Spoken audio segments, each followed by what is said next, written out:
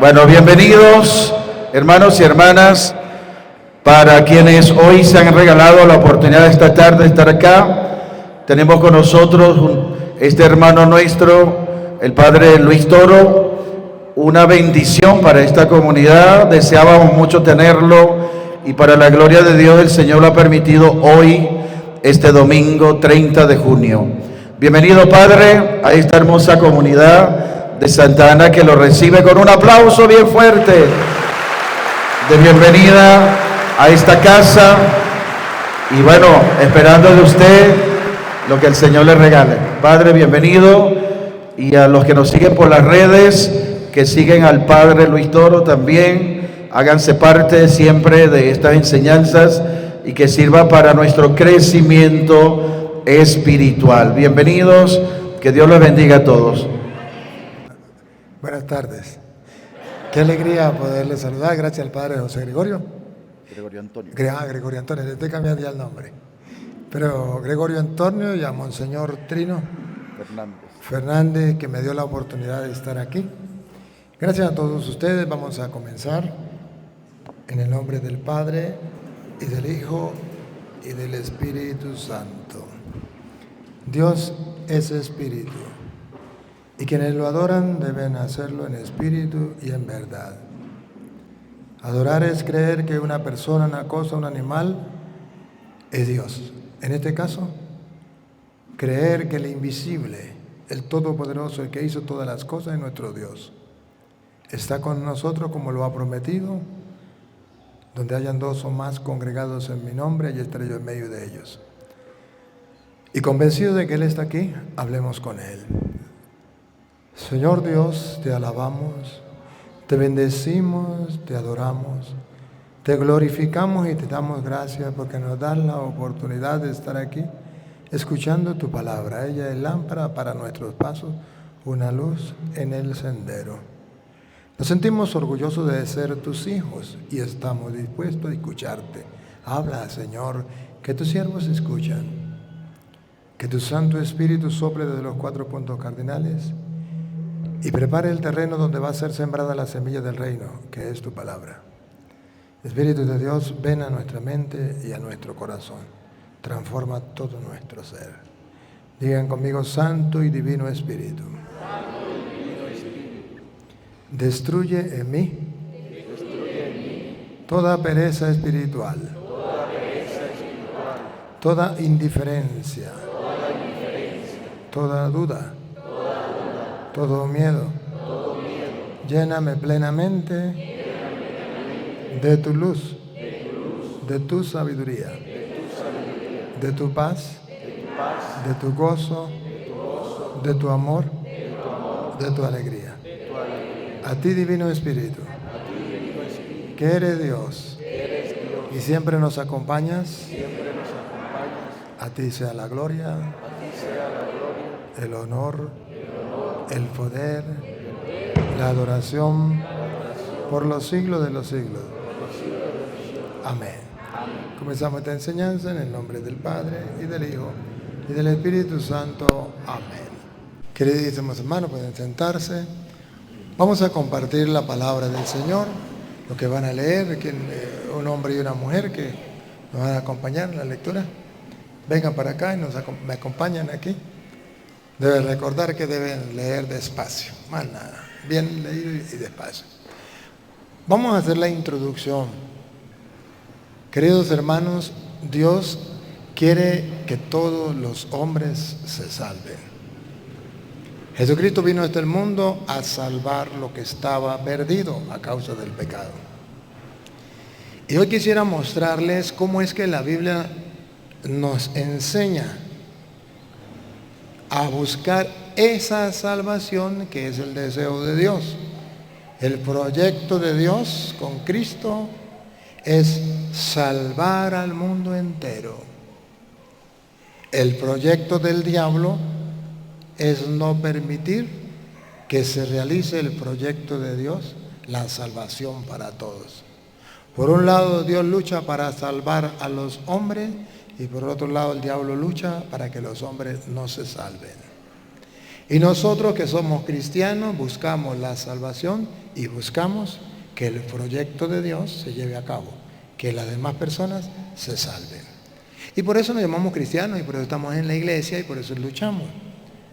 Yo quisiera mostrarles hoy con la palabra de Dios y que ustedes lo vean, cómo tenemos que esforzarnos por alcanzar la salvación y esforzarnos para que otras personas se salven. Y así hemos luchado para que el proyecto de Dios se lleve a feliz término. Me he dado cuenta, por aquí por cierto me dieron una gorra, allá donde estaba ayer, en Monte Carmelo de Emaús, y veo que hay mucha gente de Emaús. Pues bueno, fantástico. Y la renovación carismática que están organizando también, fantástico. Pues quisiera decirle una palabrita a ellos y con ellos a todos, ¿verdad? Jesucristo, cuando muere y resucita, nos da la gran revelación en San Lucas capítulo 24. Los emausianos ya lo saben. San Lucas capítulo 24. La revelación es que Él resucitado se va a encontrar con sus discípulos de tres formas muy especiales. Uno, en el que camina a nuestro lado. ¿Se acuerda que iban caminando los dos y alguien se le apareció y caminaba y ellos no se dieron cuenta que era Jesús? No se dieron cuenta. En castellano significa que Dios está en el que camina a mi lado. En castellano nosotros nos llamamos el prójimo, el próximo, el más próximo. Ahí está Jesús. Entonces, en el camino a Emaús, la primera enseñanza que Jesús nos dio es: yo estoy en el que camina a tu lado. Y la fe tuya ha de ser tan grande como para descubrirme en el hermano que está al lado. Sea feo, sea bonito. Sea pobre, sea rico. A mí qué me importa. Sea blanco, sea negro. Le caiga bien o no le caiga bien. Le hagan bien a usted o le hagan mal, a mí qué me importa. Me encontraba con uno que me decía: padre, yo soy emausiano, yo soy de Emaús. Y yo echándole broma le decía: ¿y ya reconocí a Cristo? Porque recuerde que los emausianos, los caminos de Emaús, no le reconocían. Caminaba con él y no le reconocían. Llegó un momento en que lo reconocieron, ¿se acuerda? En un acto específico, especial, la fracción del... Bueno, esa es la tercera revelación, porque la primera es: Jesús se revela en el que camina al lado, en el prójimo, en el próximo, en la persona que convive, o el vecino o la vecina, en la suegra, en la yerna, en el hermano, en el tío, en el que está a nuestro lado. Ahí está Jesús. Y solo los hombres de fe pueden descubrir a Jesús en el que camina al lado. Y si usted no ha descubierto a Jesús en el hermano que está al lado, sin mirar si me hizo daño o no me hizo daño, a mí qué me importa, solo a la luz de la fe, entonces usted no eres emausiano, no ha reconocido a Jesús en el que camina al lado. La segunda manera, la tercera era la fracción del pan, ¿se acuerdan? Y lo reconocieron, y así lo cuentan, por ejemplo en Lucas 24, 35, y ellos contaban cómo lo habían reconocido en la fracción del pan. Pero hoy yo no me voy a detener ni en la primera ni en la tercera revelación. Se nos reveló y nosotros lo sabemos y por eso vamos a misa, que Jesucristo está en la fracción del pan, en la Eucaristía, y por eso nos pueden llamar locos y pueden burlarse de nosotros y decir que somos como come hostias y lo que sea, digan lo que les venga en gana. Pero nosotros somos emausianos que reconocemos a Jesús en la fracción del... Por eso los emausianos tienen como centro, o deberían tener como centro también, la Eucaristía. Y por eso un emausiano no puede ser emausiano si no va a misa. Y no puede ser emausiano si no comulga, si no come, ¿verdad? Porque si es emausiano es porque va a llegar a reconocer a Cristo. Pero no puede quedar, puede ser que... Se sabe que el Emaús ahorita está dando un trabajo muy bueno y está conquistando mucha gente. Pero esa gente que se conquista, ¿para qué es? Para que aprendan a reconocer a Cristo en la fracción. Y entonces, si esa persona estaba viviendo en concubinato, no comulgaba, no reconocía a Cristo, ahora que es emausiano, se casa porque reconoció que ahí está Cristo y lo quiere recibir. ¿O no? Pero si sigue viviendo en concubinato, ¿es emausiano? De puro nombre. Tiene que haber un compromiso. Pero no solamente lo tiene que reconocer en la Eucaristía, lo tiene que reconocer en el hermano. Si era alguien antes de ser emausiano, tenía que ser a lo mejor una persona como el común de los mortales, que odiaba a uno y a otros quería. Pero cuando ya es emausiano, ya no puede tener odio contra nadie. A todos lo tiene que amar porque ha sido convertido, y convertirse es que ahora sí reconoce a Cristo hasta en el enemigo. Y reconocer a Cristo en el amigo, cualquiera lo hace, no necesita tener fe. ¿Quién es el que más fe tiene? El que reconoce que Cristo está en el enemigo. En el que me hizo daño, ahí está Cristo, bárbaro. Si yo reconozco que en el enemigo, en el que habló mal de mí, en que mató a mi hijo, en que mató a mi madre, ahí está Cristo a pesar de los pesares, mi fe es grande. Soy verdadero emausiano. Pero ahí yo no me voy a centrar, ni en el primero ni en el tercero. Me voy a centrar en la segunda revelación.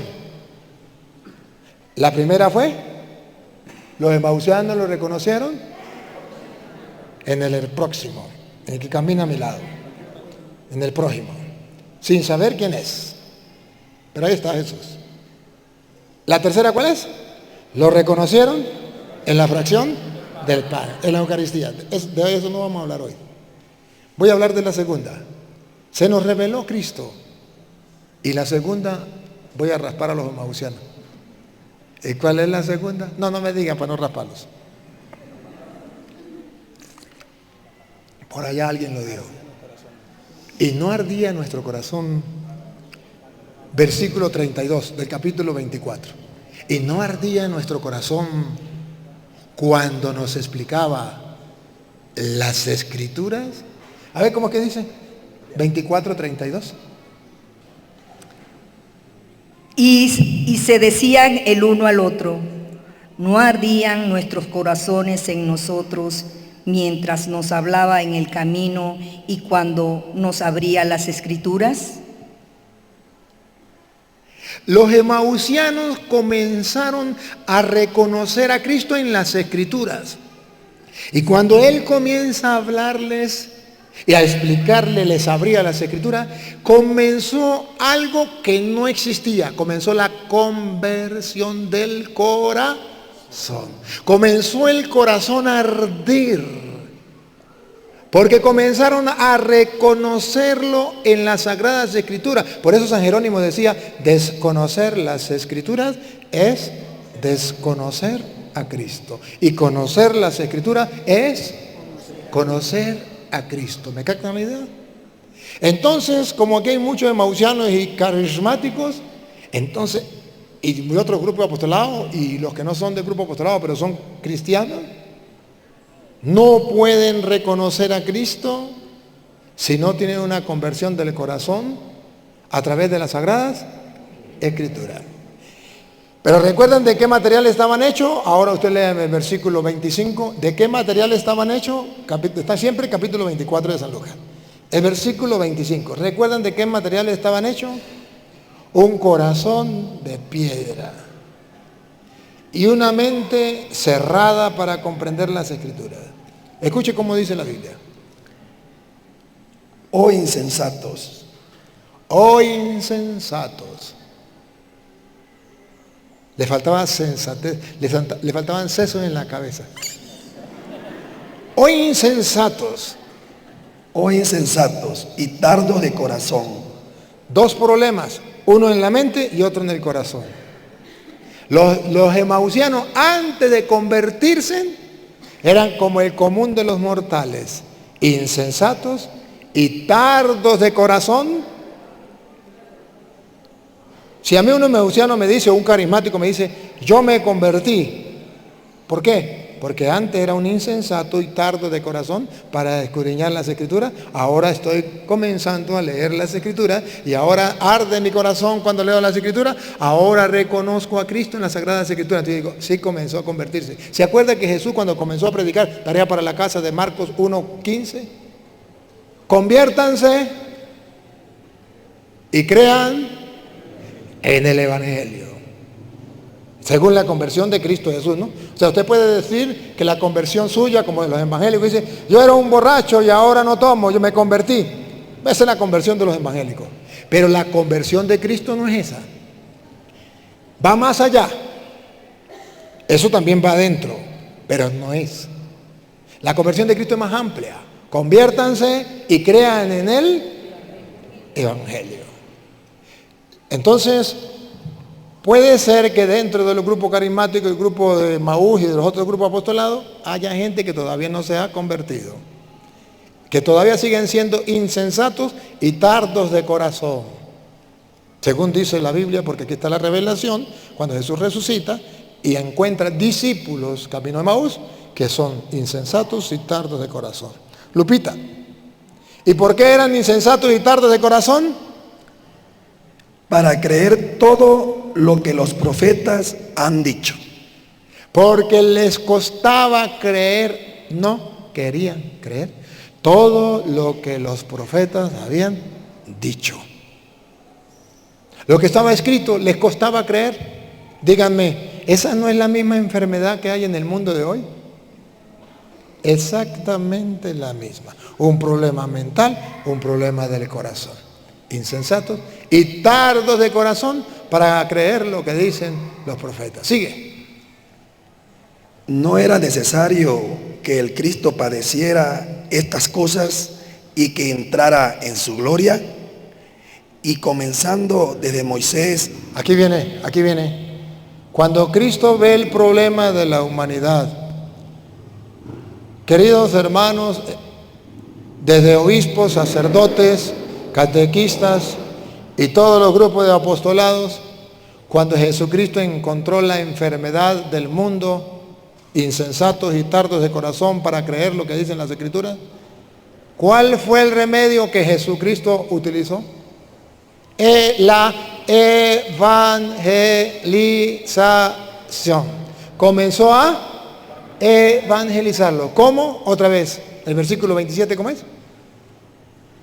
Y comenzando desde Moisés y siguiendo por todos los profetas, les aclaraba en todas las Escrituras lo que de él decían. Eso se llama evangelizar. Cosa que dentro de la iglesia hemos abandonado, la evangelización.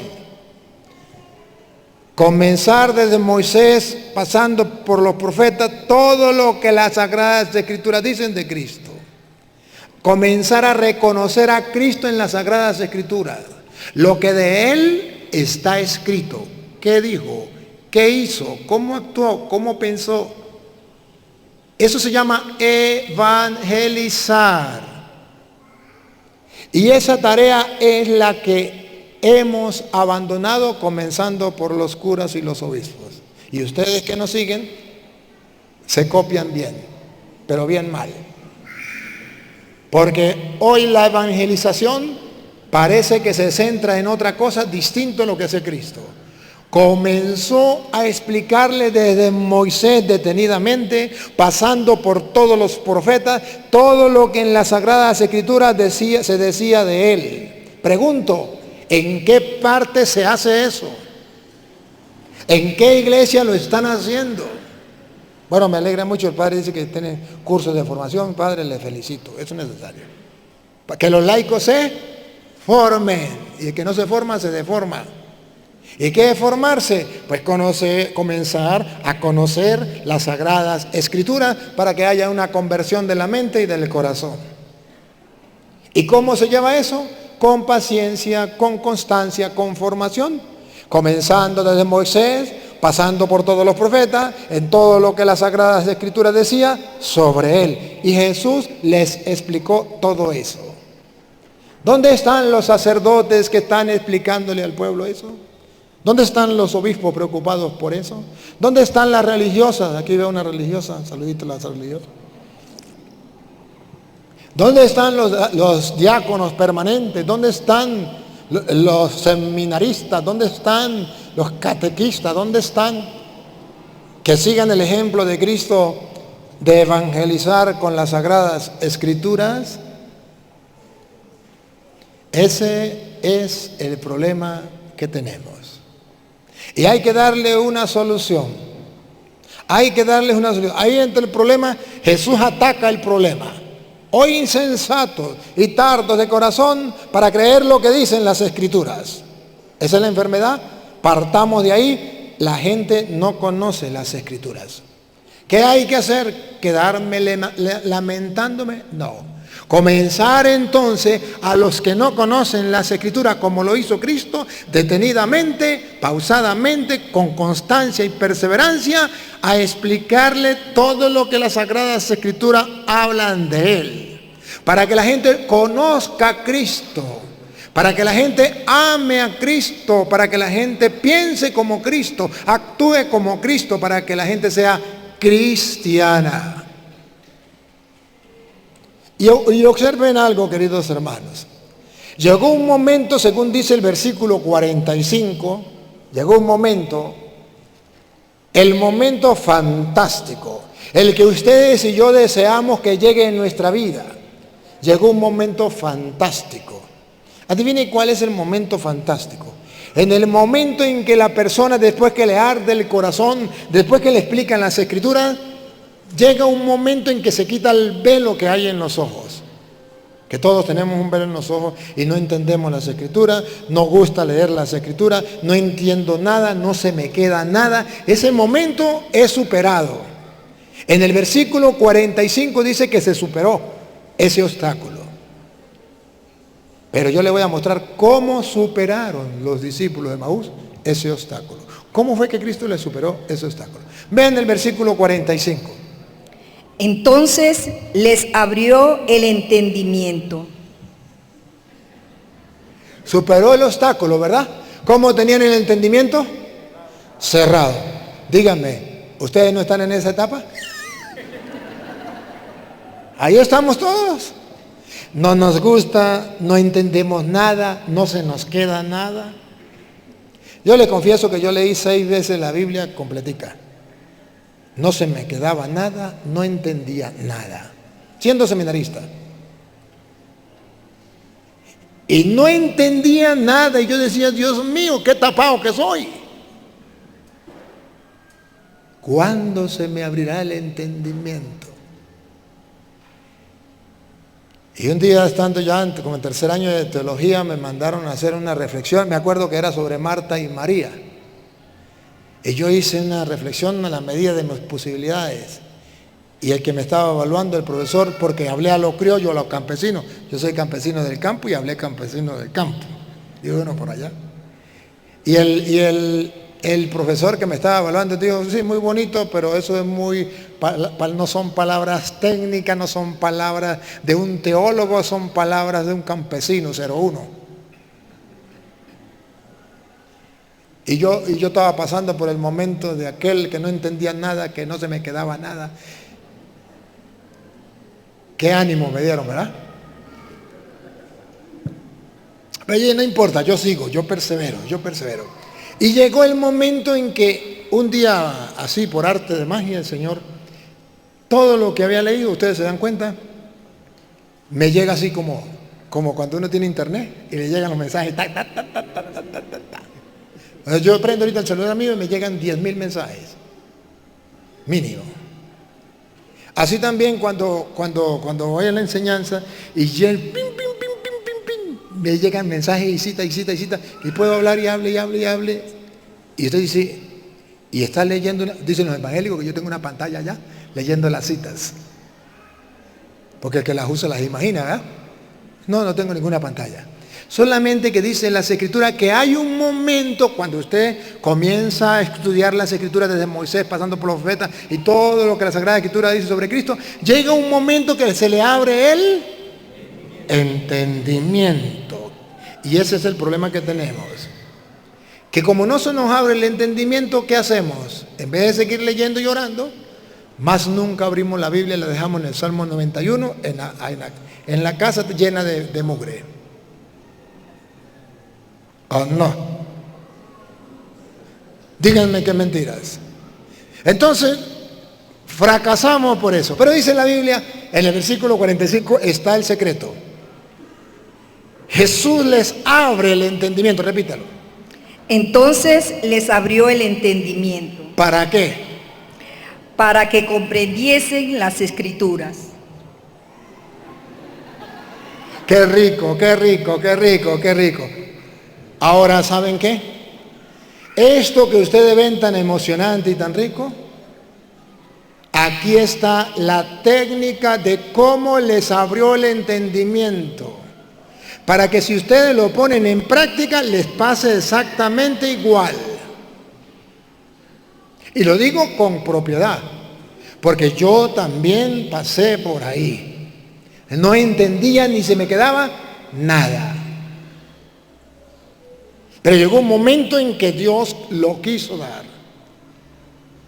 ¿Y qué fue lo que yo hice? Lo que está escrito en la Biblia. Adivinen qué está escrito. Versículo 44. Y después pasamos del 45 en adelante. El 44. Y les dijo: estas son las palabras que os hablé, estando aún con vosotros, que era necesario que se cumpliese todo lo que está escrito de mí en la ley de Moisés, en los profetas y en los salmos. Antes de abrirle el entendimiento, Jesús les dijo que era necesario que se cumpliera sobre él todo lo que estaba escrito en los profetas, en Moisés y en los salmos.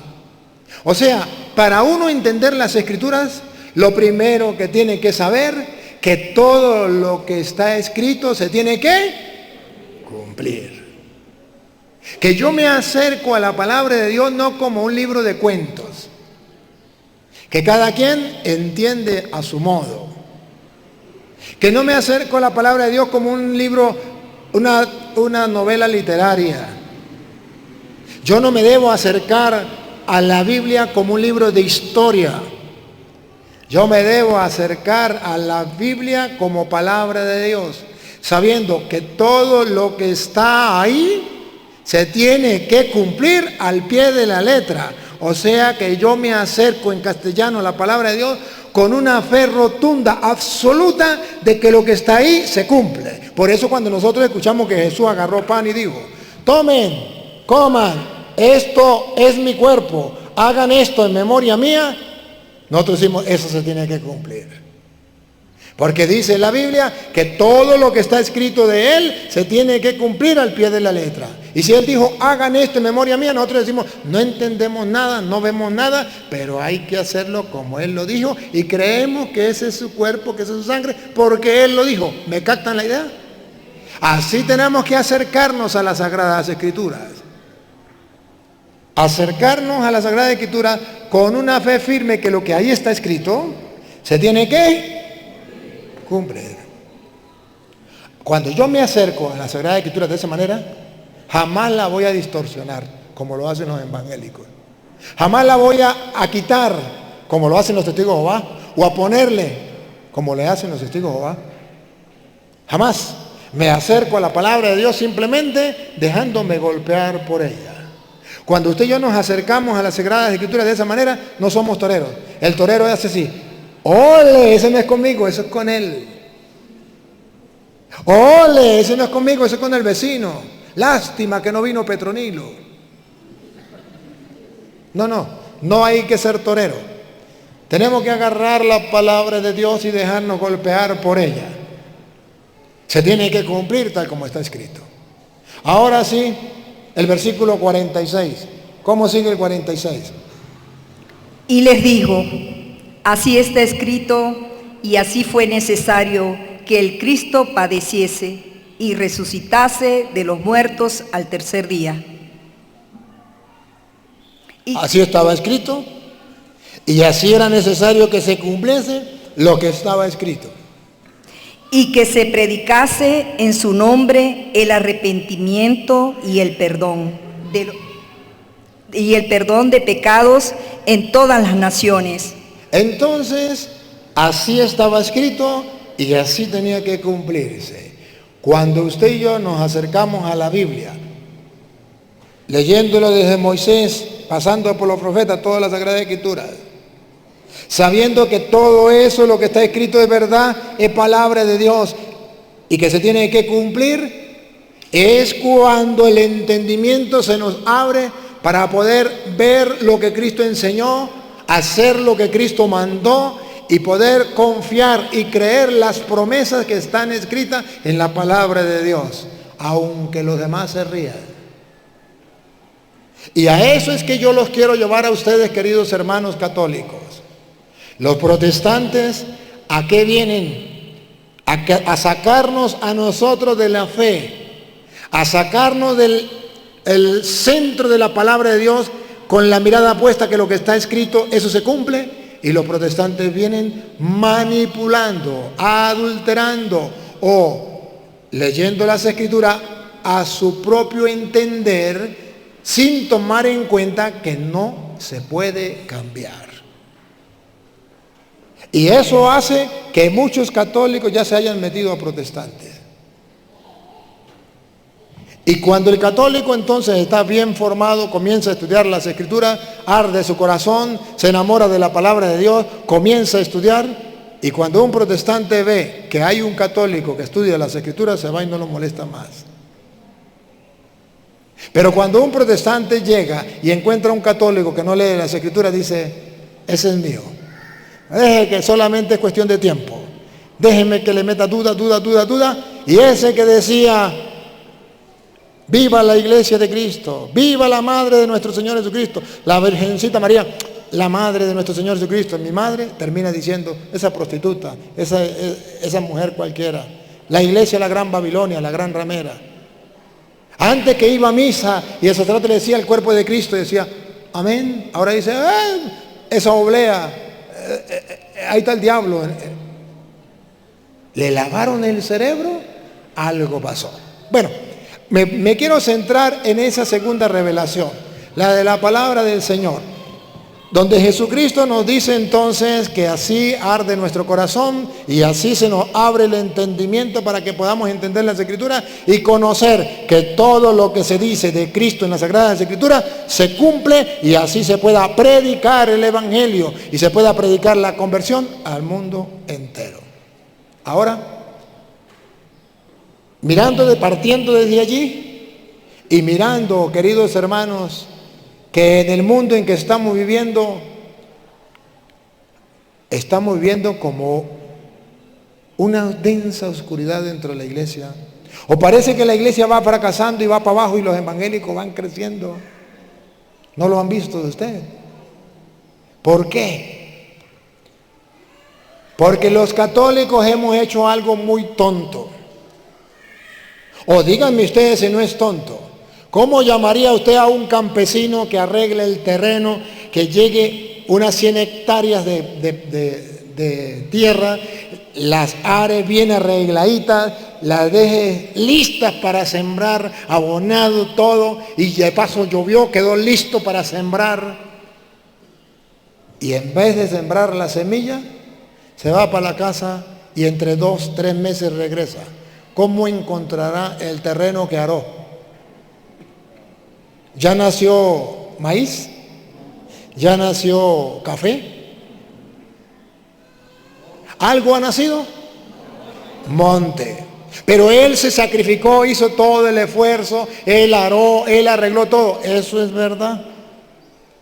Pero le faltó un pequeño detalle. ¿Cuál fue el pequeño detalle? Sembrar la semilla. Pero como él se dio cuenta que no nació y que él quería que naciera maíz, pero no nació maíz, sino nació fue pasto, monte, el campesino vuelve y ara otra vez y contrata obreros porque son 200 hectáreas y ara otra vez y arregla otra vez el terreno, lo deja bien listo. Pero no le vuelve a sembrar la semilla. Ayúdenme a pensar entre 3 meses que habrá monte. Y el campesino dice, yo no me doy por vencido, la tercera es la vencida. Y vuelve y ara todo y lo deja bien arregladito y lo vuelve a abonar, le echa más abono, pero no siembran la semilla. ¿Y qué nombre le pondremos? Matarirerirerón. Le pondremos gran tonto, matarirerirerón. Un gran tonto. ¿Ustedes quisieran ser ese campesino? Pero díganme, ¿no es lo que están haciendo, por ejemplo, los emausianos cuando van y hacen grupos y retiros, pero no predican la palabra de Dios? Pura dinámica, puro juego, puro esto, puro aquello. Y no es lo mismo que están haciendo los catequistas cuando agarran a los niños, pura dinámica, puro juego, y no siembran la palabra de Dios. Y no es lo mismo lo que hacen los carismáticos cuando puras alabanzas y puro esto y puro aquello, y no siembran la palabra de Dios. Y no es lo mismo lo que hacen los curas cuando van a misa, matrimonios, bautizos y todo eso, y no siembran la palabra de Dios. Y no es lo mismo lo que hacen los obispos cuando se reúnen con el pueblo y le hablan de todo menos de la palabra de Dios. Es lo mismo que si el campesino arreglara el campo y no sembrara la semilla del reino. ¡Qué tonto! ¿Cuándo van a ser? Pues ese es el fracaso que tenemos aparentemente en la iglesia. Porque los sembradores no hemos sembrado la semilla del reino. Entonces estamos perdiendo el tiempo. Muchos se preguntan, ¿por qué el éxito del Padre Toro? ¿Es que el Padre Toro es muy guapo y simpático? No niego que soy guapo y simpático. Pero no es por eso, porque entonces estuvieran las puras mujeres aquí. Pero también hay hombres. Algo pasa, algo pasa. Porque yo he creído que no solamente se tiene que trabajar y arar el terreno, sino que ahora hay que sembrar la semilla. Y ha comenzado a nacer. A nacer. Comenzó a nacer la semilla. En otras partes, ya muchos de ustedes que no leían las escrituras han comenzado a leerlas. Muchos de ustedes que no creían han comenzado a creer. Muchos de ustedes que estaban confundidos y que estaban con un paso a la secta protestante, ahora son como católicos. Algo ha pasado. La semilla comenzó a nacer. Y ojo, pero yo no lo inventé. Lo inventó Jesucristo. En San Lucas capítulo 8, versículo 11, Jesucristo lo inventó. Ya si Él lo inventó, yo lo respeto. Yo solamente lo único que hago es decirle. Jesucristo dice, ustedes tienen un campo arado y salió el sembrador a sembrar. Y el campo ya está arado. Y van a sembrar la semilla. El campo es el mundo. El campo es los emausianos, la renovación carismática, los grupos de apostolado, la catequesis. El campo es la iglesia. Ya está listo para sembrar. Ahora, ¿qué hay que hacer? Sembrar la semilla. Díganme, ¿cuál es la semilla que hay que sembrar? Vamos a escucharlo. La semilla, la que hay que sembrar porque ya todo está arado. la semilla es la palabra de Dios. Que lo escuchen todos los obispos del mundo. Otra vez. La semilla es la palabra de Dios. Que los escuchen los curas del mundo entero. La semilla es la palabra de Dios. Ay de los sacerdotes que reúnen a la gente y le hablan de todo menos de la palabra de Dios. Mucha dinámica, muchos juegos, muchos encuentros, muchas evaluaciones, muchos proyectos, pero se quedó sin sembrar la semilla. La semilla es la palabra de Dios. Pregunto, a ver, padre de familia, ¿ustedes creen que la semilla es la palabra de Dios? Segunda pregunta, no me respondan. ¿Están leyendo la palabra de Dios con sus hijos en la casa?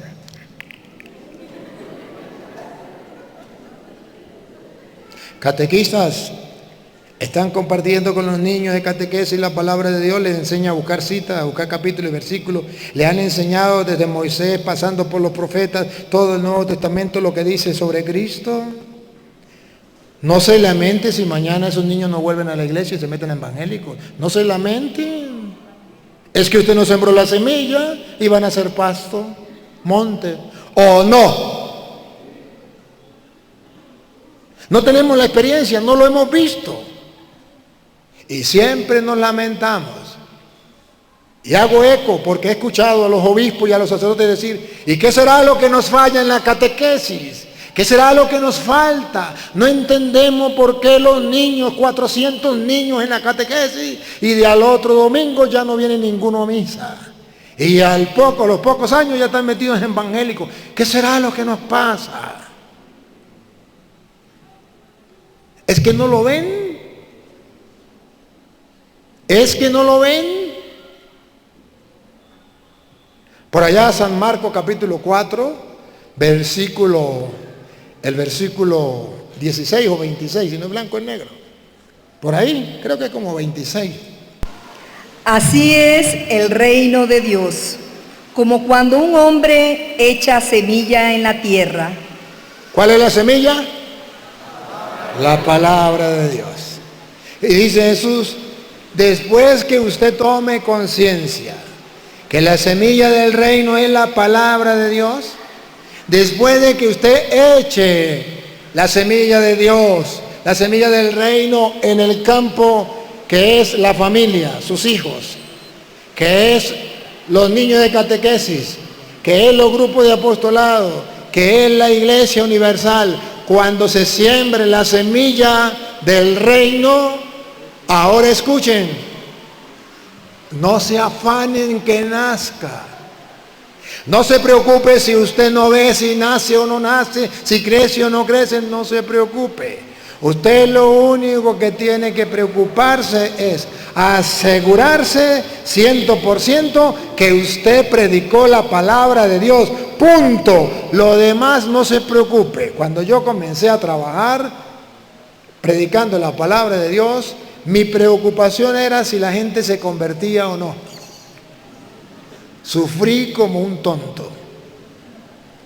Y de paso el diablo se reía. Y me decía, mandaba a alguna persona que me dijera, ¿se da cuenta? Tanto que usted se sacrificó y fue y le predicó a esos evangélicos y ninguno se convirtió. Tanto que usted se preocupó por predicarle la palabra de Dios a esa gente y ninguno le hizo caso. ¿Ve que no vale la pena predicar la palabra de Dios? Y yo decía, ¿será, Dios mío? ¿Le hago caso o no le hago caso? Yo sigo. Hasta que un día encontré con esta cita y yo dije, pare de sufrir. Yo voy a sembrar la semilla, que nazca, que no nazca, que crezca, que dé fruto, que no dé fruto. ¿A mí qué me importa? Dios me va a pagar a mí, ustedes campesinos saben, por sembrar la semilla. Se contrata una persona, usted va a sembrar este terreno, ya está sembrado. Si no nace, no es culpa mía, es culpa del dueño, o quién sabe de quién, pero yo sembré la semilla, listo, ese es mi trabajo. Y dice el Señor, cuando usted siembra la semilla, nunca se le olvide que no tiene que preocuparse por si crece o no crece. Usted asegúrese que siembra la semilla. Entonces eso es lo que yo ahora hago. Ustedes no se dan cuenta que yo voy y no me pidan que les predique otra cosa. Por allá unos padres me dijeron, queremos que nos hablen, nos den enseñanza a los padres, pero que nos hable del Vaticano II, que no nos hable de Biblia. Le dije, busque a otro sacerdote, porque ese no soy yo. A mí me buscan si quiere que le predique de Biblia. Y si no, yo no voy a arar un terreno y sacrificarme y no sembrar la palabra de Dios. Búsquese otro. Dijo, no, entonces venga usted. Y nos habla lo que usted quiera. Le dije, perfecta, así sí. Así sí. Y dice la Biblia entonces que el reino de los cielos se parece a un hombre que sembró la semilla en un campo. ¿Cuál es la semilla? La palabra de Dios. Escuche. Y duerme. Y si usted sembró la semilla en el campo, o usted después cansado, agotado, ¿qué puede hacer? Pegarse un buen baño, una buena cena y a dormir. No se mate la cabeza, que si usted duerme y se levanta al otro día, de noche y de día, de noche o de día, no importa, y la semilla brota y crece sin que él sepa cómo. mientras usted duerme o esté despierto, la semilla brota sin que usted se dé cuenta. ¿Cómo? Me encontré a este muchacho. ¿Cómo que llama usted? Wilmer. Wilmer. Me monté en su carro y le dije que venía manejando el carro mío, vete, y me vine. Y comenzó a contarme que a él no le gustaba estudiar, no le gustaba leer, no le gustaba nada de estudio. Lo invitaron por allá a un curso y le dijo a la mujer, vaya usted para que anote y para que lea.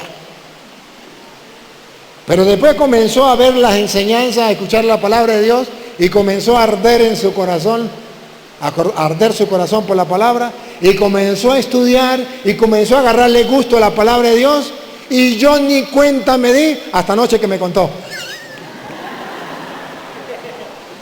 Yo no lo conocía, lo conocía. De Barquisimeto, pero no hablamos así. Jamás habíamos hablado de nada y él me contó. Yo no lo sabía. Lo único que sabía es que un día sembré la semilla del reino de los cielos a través de las redes sociales. Y llegó a él y fue creciendo sin que nadie se dé cuenta, y ahora está gustando la palabra de Dios, predicando la palabra de Dios. Fantástico, maravilloso, tratando de adaptar su vida a la palabra de Dios. ¿Me oyen bien o no me oyen bien? Si no me oyen bien, mañana viene el video. Ajá. Entonces dice la Biblia, duerma o estén despiertos, de todas maneras, la palabra, la semilla nace, crece. Repítalo de nuevo. Lo repito. Y duerme y se levanta de noche y de día, y la semilla brota y crece sin que él sepa cómo. No se mate la cabeza, haga su trabajo y punto. A usted le van a pagar por sembrar la semilla, ya. Lo demás se encarga Dios. Porque de suyo lleva fruto la tierra, primero hierba. Escuche, cuando usted siembra la semilla, vamos a ponerle que usted sembró maíz, usted no llega a la casa y le dice, mi amor, monte una olla con agua porque vamos a cocer unas mazorcas para comer. ¿Dónde está la mazorca? Acabo de sembrar el maíz. No, espérese, porque primero tiene que nacer la matica, después Luego espiga, la espiga, después grano lleno en la espiga. después grano lleno en la espiga y después Y cuando el fruto está maduro, enseguida se mete la hoz, porque la siega ha llegado. ¿entendieron? En castellano, se lo traduzco en castellano. Usted siembra la palabra de Dios hoy y no espere que mañana esa persona se convirtió. No. Puede que se convierta, pero eso ya pasa a ser un milagro. No es lo normal. Lo normal es que usted sembró hoy la palabra y tiene que esperar unos 5 años, unos 3 años, que de repente esa palabra llegó a la mente y al corazón de esa persona y lo transformó. Yo tengo una experiencia. Una vez me tocó que hacer un entierro en un lugar. Se había enfrentado a la guerrilla con unos malandros, se echaron plomo. Murieron unos de la guerrilla y otros malandros. Y yo hice el entierro primero de los malandros y después de la guerrilla. Y les prediqué la palabra de Dios, pácata, pácata, pácata, pácata, pácata. La gente me decía, padre, hasta hoy usted vive, hoy lo matan. Yo le dije, yo nací para morir y no me muero el día que la gente quiera, el día que Dios quiera. Porque le dije la verdad con la palabra de Dios. Y usted sabe que la guerrilla es delicada. Pasó el tiempo, 3 años. Y un día recibí una llamada. Padre, ¿el padre Toro? Le dije, sí. Dijo, usted no me conoce, yo a usted sí. Necesito hablar con usted en un lugar a solas. En tal lugar, a tal hora, vaya solo, no puede llevar a nadie. No me puede fallar. Ya me di cuenta que era la guerrilla. Y me fui. Y cuando llegué, un hombre, lentes oscuros, se baja de allí, del carro. Detrás otros armados hasta los dientes. Me dice, no tenga miedo. Le dije, no, yo nací para morir, no el día que usted quiera, el día que Dios quiera. Digo, bueno, vamos a hablar. ¿Dónde? Le dije, vamos para la iglesia. Ya vieron unas viejitas en la iglesia, en el Santísimo. Cuando vieron a esos viejos armados, córrale, patica, ¿para qué te tengo? Se fueron. Llegué y le dije al padre, padre, necesito que me preste la oficina para atender a una gente. Digo, estoy ocupado, no me moleste en este momento. Me dijo el guerrillero, déjeme que yo le digo. Y el padre estaba ocupado, ni levantaba la mirada. Le dije, padre, que el Señor necesita la oficina. Y cuando vio a esos viejos armados, dijo, sí, ya vengo, un momentico. Se fue. Y llegó el hombre y me dice, no vengo en son de guerra, vengo en son de paz. Yo fui a una homilía que usted dio hace 3 años, en tal parte, ¿se acuerdan? Que mataron a los guerrilleros, sí. Yo soy el jefe de la guerrilla. Y de ese día esa palabra que usted predicó no me ha dejado dormir. Y es como un comején que me carcome por dentro. Al punto que tuve que llamarte y decirte, ¿qué hago? No aguanto. Si usted me dice que yo tengo perdón después de haber matado tanta gente y está dispuesto a confesarme, yo hoy me aparto de la guerrilla aunque me maten. ¿Pero será que yo tengo perdón de Dios? Y le dije, sí. Dijo, entonces me quiero confesar. Lo confesé y me dijo, dame la bendición porque si me matan, no nos vamos a ver. Pero si no me matan, de hoy en adelante dejaré la guerrilla y me propongo ser misionero. No sé cómo, pero un día seré misionero. Pasaron como 5 años más y me fui para una comunidad de misioneros. Cuando se me acerca un hombre sonriente me dice, padre, ¿usted se acuerda de mí? ¿Se acuerda del guerrillero que habló con usted? Sí, eso yo, soy misionero. La palabra de Dios lo tocó. Después de 3 años. 3 años, y yo pensé que eso, pero la semilla del reino va creciendo sin que uno se dé cuenta. Primero nace el grano, va creciendo, después la espiga, después, y ahora sí la cosecha.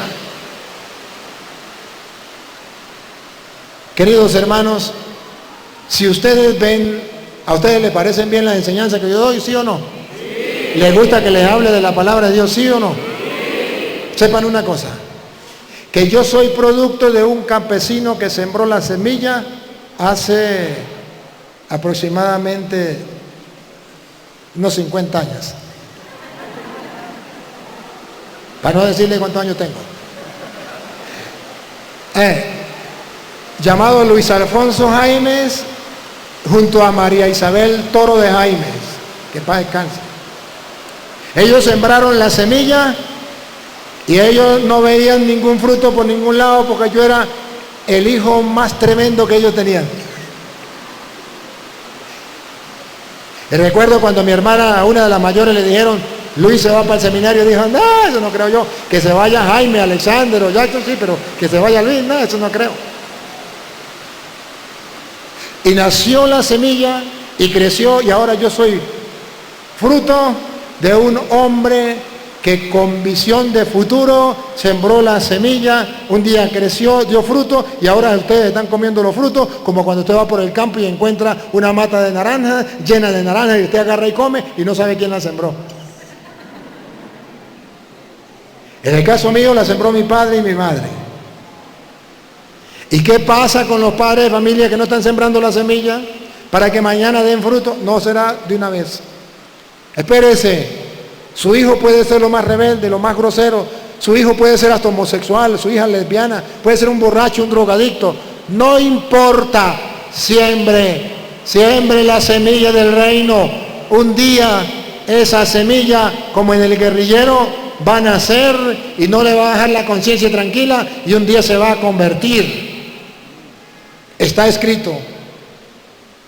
El reino de los cielos se parece a un hombre que siembra una semilla y duerma o se levante, esté como esté, sin darse cuenta, esa semilla va a nacer, va a crecer y va a dar fruto. Y ahora, escuche con qué compararé al reino de los cielos, dice Jesús. ¿Cuál? Siga.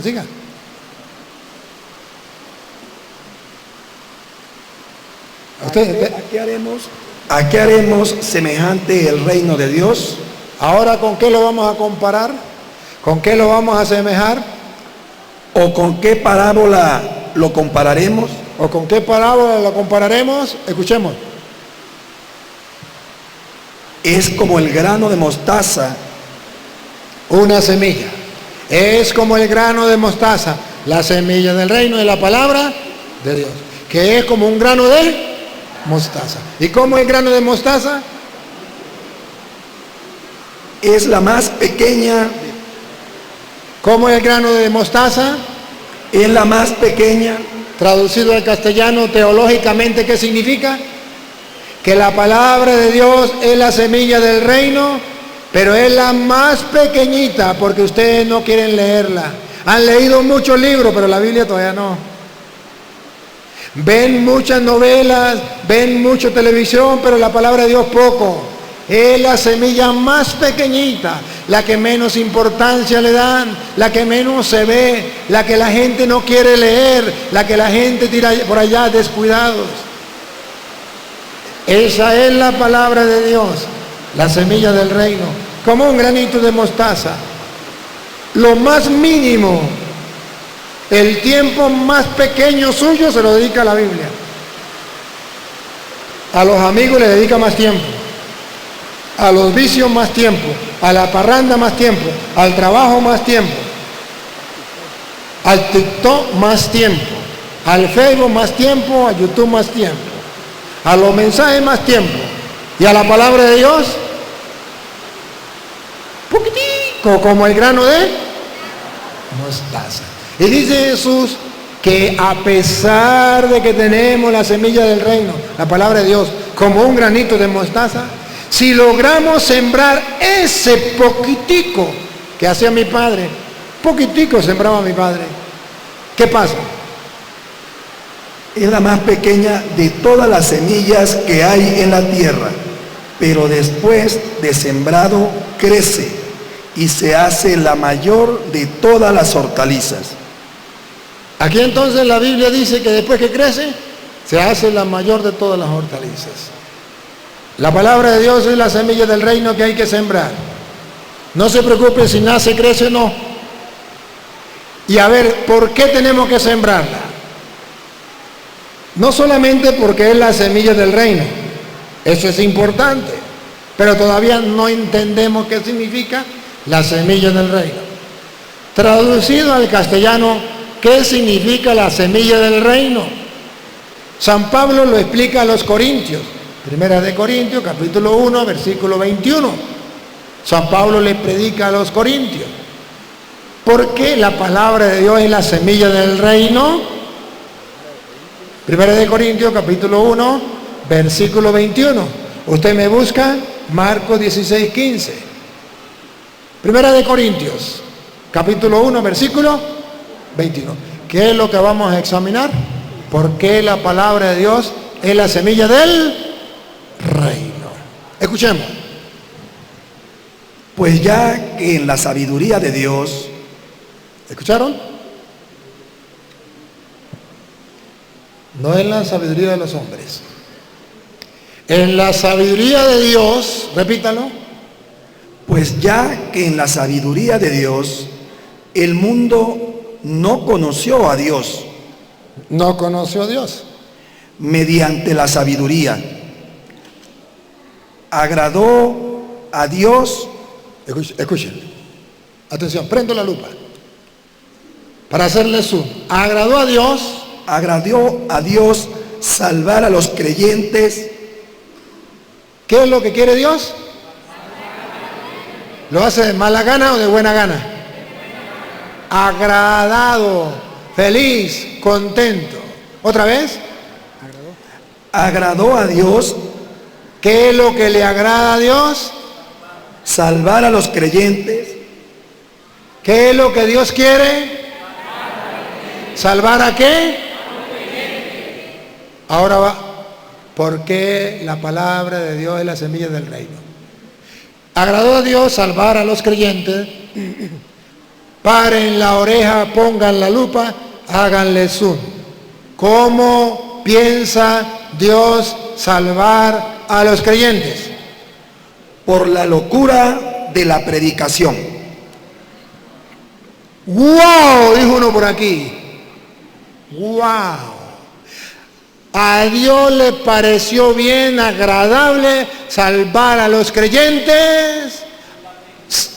Por la locura de la predicación. ¡Wow! A Dios le agradó salvar a los creyentes. Por la locura de la predicación. Porque cuando usted comienza a predicar la palabra de Dios, usted es un loco. Ese cura Toro está loco. ¿No lo han escuchado ustedes? Me lo han gritado obispos, me lo han gritado curas, me lo han gritado evangélicos, me lo han gritado diáconos, seminaristas, religiosas, carismáticos, mausianos. Ninguno de ellos me ha dejado de gritarlo. No todos, un poquitico, aunque sea uno de cada grupo. Me han dicho loco. Y usted podrá ser la mejor persona en la iglesia, pero el día en que usted comience a predicar la palabra de Dios, tape el oído, padre, hasta el cura le va a decir loco. Este ya se volvió loco. Este ya se metió evangélico.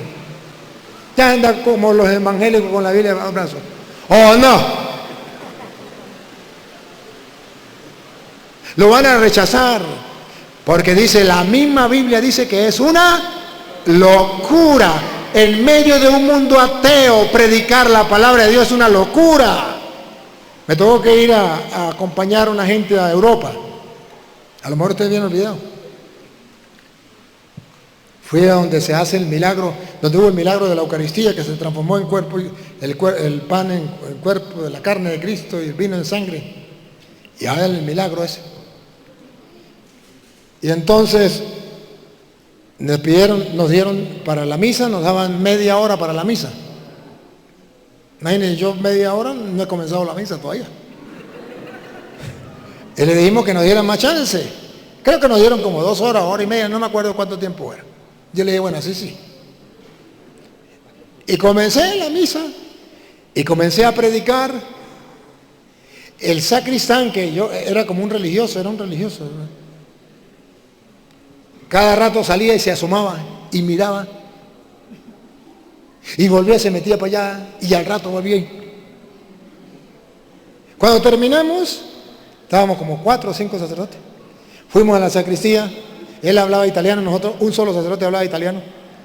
Y llegó y le dijo, a mí llegó y me dijo tantas cosas y no entendí nada. El otro padre estaba escuchando y le dio risa.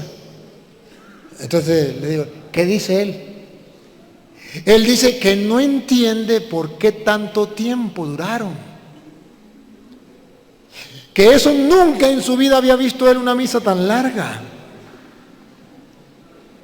¿Qué estaba pasando? ¿Qué pasó? ¿Por qué tan larga? ¿Y qué le dijo usted?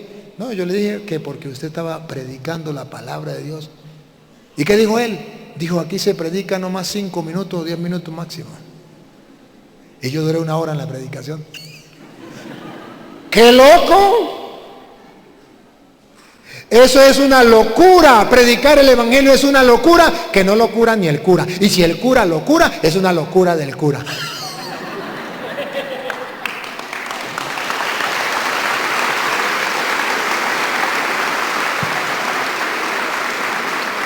Pero ¿saben qué es lo más lindo? Que a Dios le pareció bien salvar a los creyentes a través de los curas locos que predican el evangelio, a través de los laicos locos que agarran la Biblia, la leen, la saborean y se la predican a los demás. A Dios le pareció bien salvar a la gente por medio de los carismáticos locos, de los emausianos locos, de las monjas locas, de los seminaristas locos que leen la Biblia y predican la palabra de Dios. Y para que la gente no nos llame locos, por eso la gente no lee la Biblia, ni predica la Biblia, para que no los llamen locos. En mi seminario, cuando yo comencé a estudiar la Biblia, éramos 50 seminaristas. Y en el seminario, allá el seminario no importa si usted lee la Biblia, no importa. Lo único importante es que usted saque 20 o de 15 para arriba en las materias. Eso es lo que importa, al menos cuando yo estudiaba. Y a mí eso me daba mucha furia. Usted podía hacer espiritualmente lo que usted fuera, creer lo que usted fuera, creer mucho, pero si usted no sacaba buenas notas, usted se va. No vale nada.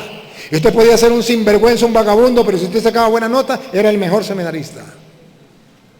Yo nunca lo entendí. Si alguien me lo puede explicar, que me lo explique, pero yo eso no lo entendí. Y entonces cuando yo comencé a leer la Biblia, no había un horario para leer Biblia. Desde la mañana un horario, todo, y tenía que cumplirse el horario al pie de la letra. El que no cumpliera el horario estaba fallando el horario, y fallar al horario era fallar a Dios.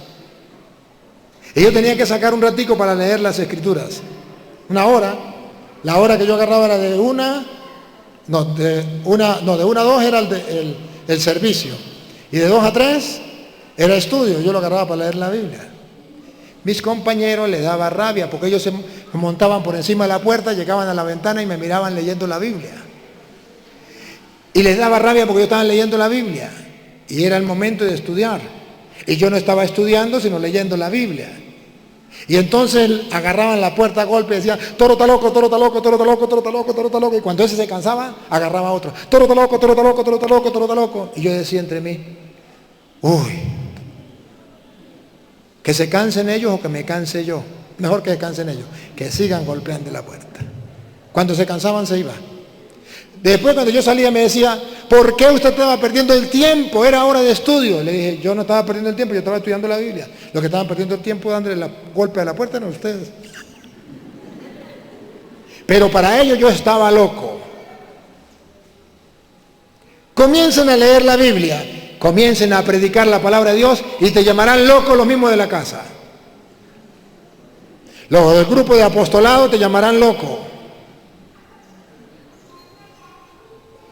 Así de fácil es. Pero es que está escrito. Pero por esa locura de esos locos, Dios quiso salvar a los que creen en la palabra de Dios, a los que creen en el evangelio, a los que creen en la predicación. Entonces, ¿por qué la palabra de Dios es la semilla del reino?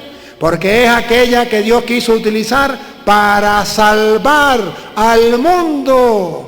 Marcos 16:15. Usted Romanos capítulo 1 versículo 16. Escuchen, Marcos 16:15. Oigan. Y les dijo. ¿Quién está hablando? Jesús. ¿Qué le dijo Jesús? Id por todo el mundo. Tarea para la casa. Tarea del maestro. Mandato del maestro. Vayan por todo el mundo. ¿A qué? y predicad el evangelio a toda criatura. Y predicad el evangelio. Porque Dios quiere salvar al mundo a través de la locura de la predicación del evangelio.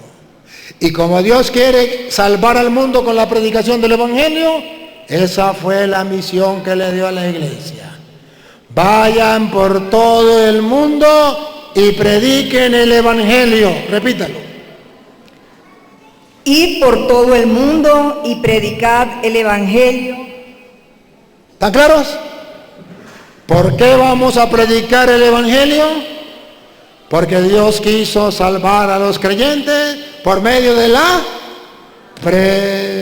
predicación del evangelio. Ahora dice el Señor, le ordeno a los carismáticos. ¿Qué? El que cree. No, niña, ¿qué le ordena Dios a los carismáticos? Predicad el evangelio. Pero léalo como está ahí. La orden de Dios a los carismáticos. Id y predicad el evangelio. ¿Y qué le dijo a los emausianos? Id por todo el mundo y predicad el evangelio. ¿Y qué le dijo a los obispos? Id por todo el mundo y predicad el evangelio. ¿Y qué le dijo a los curas? Id por todo el mundo y predicad el evangelio. ¿Y qué le dice a los seminaristas? Id por todo el mundo y predicad el evangelio. ¿Y a las monjas? Id por todo el mundo y predicad el evangelio.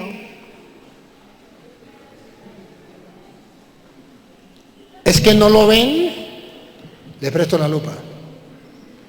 ¿Y a quién hay que predicarle el evangelio? Dice, a toda criatura menos a los evangélicos. Vamos a ver, otra vez, repítalo.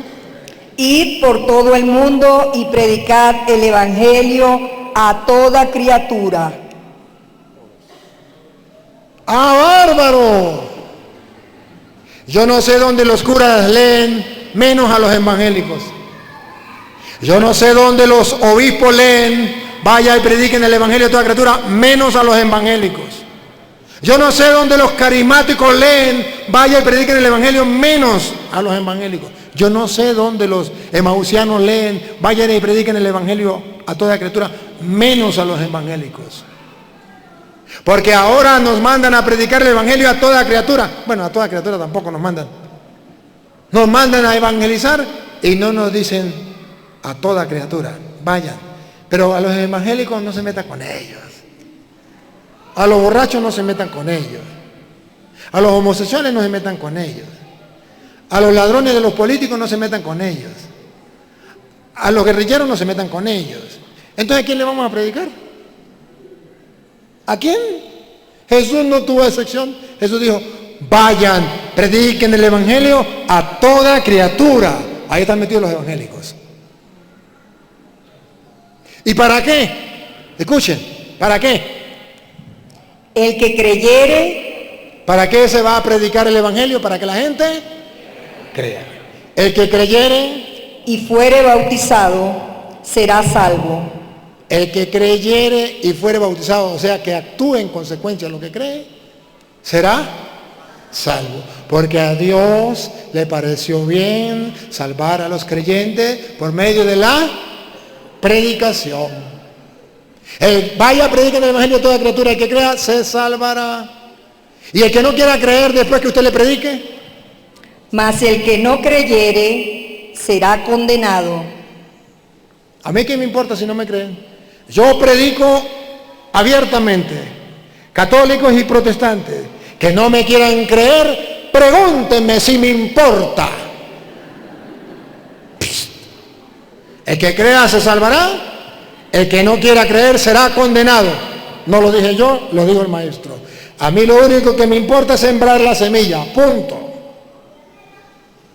Romanos capítulo 1, versículo 16. ¿No lo tenía listo? Versículo 16. 1:16. Porque no me avergüenzo del evangelio. ¿Cuál es la tentación de la gente? Me da vergüenza. Me da vergüenza predicar el evangelio para que no me digan evangélico. Me da vergüenza para que no me digan loco. Y dice Pablo, a mí qué me importa, yo no me avergüenzo del Evangelio. ¿Por qué Pablo no se avergüenza del Evangelio? Repítalo.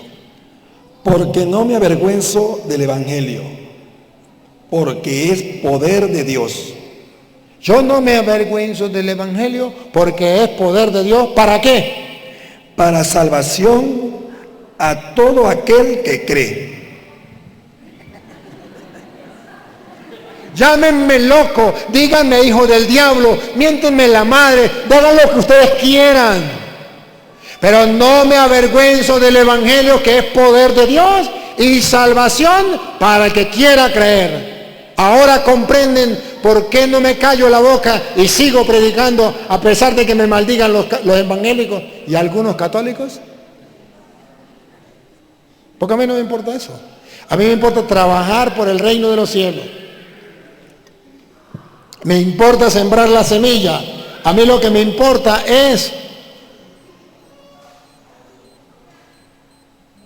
que el mundo se salve, porque es el querer de Dios. Y yo no me avergüenzo del Evangelio, que es poder de Dios y salvación para el que cree. Vaya, prediquen el Evangelio a toda criatura. El que crea se salvará. ¿Están dispuestos a hacer el plan de Dios? Pues Dios quiere que todos los hombres se salven y lleguen al conocimiento de la Primera de Timoteo, capítulo 2, versículo 4. Dios quiere que todos los hombres se salven y lleguen al conocimiento de la verdad. ¿Cómo? A través de la predicación de la palabra de Dios. Entonces, ¿qué le pasa a los grupos de apostolados que no quieren predicar la palabra de Dios? Para que la gente no se moleste, para que los curas no se molesten. No, la palabra de Dios tenemos que leerla y tenemos que predicarla. Pero es que a mí mi párroco no me deja predicar la palabra de Dios. Eso es verdad. Puede encontrarse un párroco que no le deje predicar la palabra de Dios. Pero lo que no puede hacer el cura es impedirle que usted le predique la palabra de Dios a sus hijos. Predíquele a sus hijos. Predíquele a los vecinos. ¿Está sembrando la semilla de Dios aunque sea en su casa? A ver, escuche cómo dice Primera de Timoteo 2, capítulo 2, versículo 4. El cual quiere que todos los hombres sean salvos. Dios quiere que todos los hombres sean salvos. Y venga al conocimiento de la verdad. Y Dios quiere que todos los hombres conozcan la verdad. ¿Y cómo hacemos que la gente conozca la verdad? A través de la palabra de Dios. Dice Juan 17, 17. Santifícalos en la verdad. Tu palabra es la verdad. Juan 17, 17. El Señor quiere que todos los hombres se salven y lleguen al conocimiento de la verdad.